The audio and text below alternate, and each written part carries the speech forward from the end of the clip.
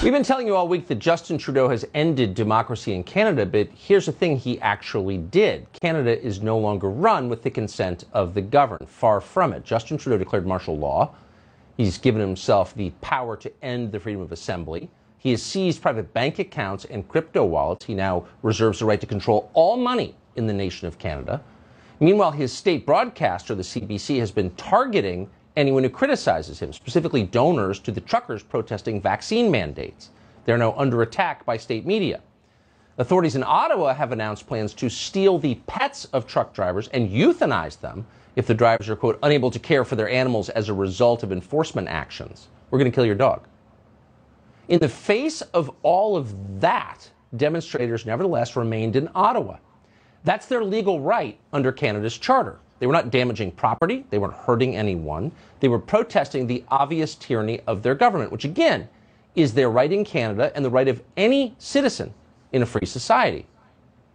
In response, this morning, Justin Trudeau ordered a violent crackdown on them. Thousands of police officers in tactical gear marched into Ottawa. If it looks like something out of Belarus, it is, but it's happening right here in North America. When they arrived downtown, the police shattered truckers' windows and dragged the drivers away. They kneed several demonstrators in the head. At one point this afternoon, horses began trampling Canadians as they protested.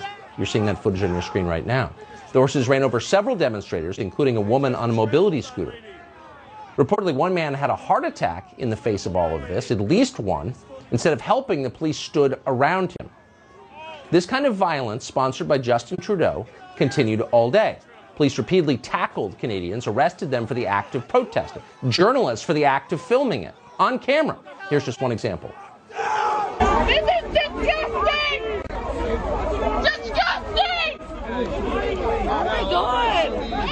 You're now attacking different older people?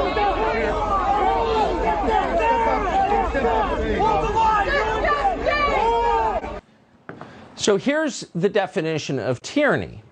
It's oppressing your own citizenry, ignoring the most basic standards of human rights, and then preventing the rest of the world from seeing what you're doing. And that is exactly what Justin Trudeau has done. He's ordered police to target independent media. There aren't many in Canada. They're the only reason we know what's happening there tonight. But that's exactly what Trudeau's forces have been doing. Today, they threatened to throw a Fox News camera crew in jail. A Rebel News reporter was thrown to the ground. Police also arrested the live streamer Zot, someone whose footage we've been using for 2 weeks now. They arrested him while he was recording. Watch this. I already told you, okay, this is your last warning. Yeah. You're not going by here, okay? Oh, you can't go this... Again, you're going to be arrested. Okay. This is your last warning. Okay. On the other side of the road, if you want to film, right here's a police officer. You can't go by. Okay? Can I go that way? You can't go that way unless you live and work down that way. Okay, how did you get there, man? You're under arrest. For what? Listen, okay?